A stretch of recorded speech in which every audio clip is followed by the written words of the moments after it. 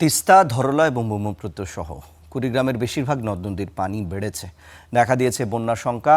এ নিয়ে জানবো, কুড়িগ্রাম থেকে আমাদের সঙ্গে যুক্ত হচ্ছেন মোহাম্মদ জুবাইর। জুবাইর, নদ নদীতে কত সেন্টিমিটার পানি বৃদ্ধি পেয়েছে এবং সেই সাথে জানাবেন এই বন্যার শঙ্কা থাকলে পূর্বাভাস কেন্দ্র কোনো সতর্কতা দিয়েছে কিনা?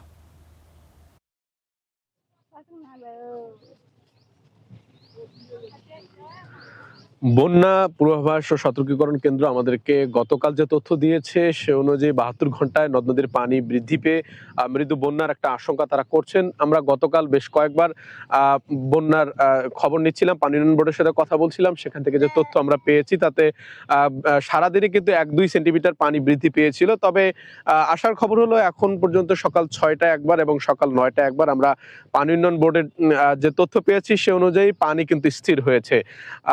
এখন পর্যন্ত কুড়িগ্রামের যে বড় বড় নদ নদীগুলো রয়েছে, বিশেষ করে ব্রহ্মপুত্র, ধরলা, দুধকুমর, ব্রহ্মপুত্রের বেশ কয়েকটি পয়েন্ট রয়েছে, নুনখাওয়া, চিলমারি এবং হাতিয়া, সবগুলো পয়েন্টেরই আমরা খোঁজ খবর নিয়েছি।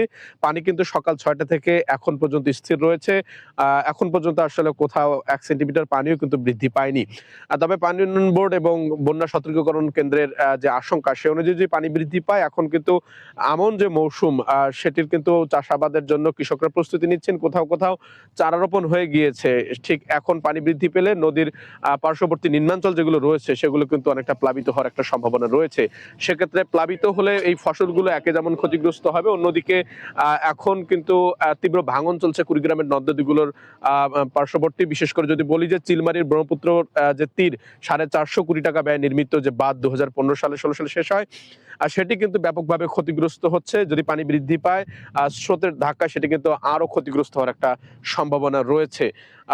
এখানকার কৃষকদের সাথে আমরা কথা বলেছি, তারা যেমনটি বলেছেন যে টানা কয়েকবারে পানি বৃদ্ধিতে নিম্নাঞ্চলের বেশ কিছু ফসল, বিশেষ করে চীনা, ভুট্টা থেকে শুরু করে পাট, অতিবৃষ্টির কারণেও সেগুলো অনেক জায়গায় ক্ষতিগ্রস্ত হয়েছে। আবারও নতুন করে বন্যার সৃষ্টি বা পানি বৃদ্ধি হলে সেক্ষেত্রে কিন্তু আসলে যে ক্ষতি হবে সেটি পুষিয়ে নেওয়ার সক্ষমতা তাদের নেই। সেরকমই কিন্তু এখানকার যে কৃষকরা রয়েছেন তারা কিন্তু আমাদেরকে বলেছেন। তারা যেমনটি প্রত্যাশা করছেন যে পানি যেমন সকাল ৬টা থেকে ৯টা পর্যন্ত এখন স্থির রয়েছে, এই স্থিরতা থাকলে আশা করছেন তারা এবারের যে ধান বীজ বা চারা রোপণের কার্যক্রম সেটি ভালোভাবে তারা করতে পারবেন। তো এই ছিল আমার কাছে এখন পর্যন্ত কুড়িগ্রামের নদ নদীর পানি বৃদ্ধির সর্বশেষ। আপনাকে ধন্যবাদ।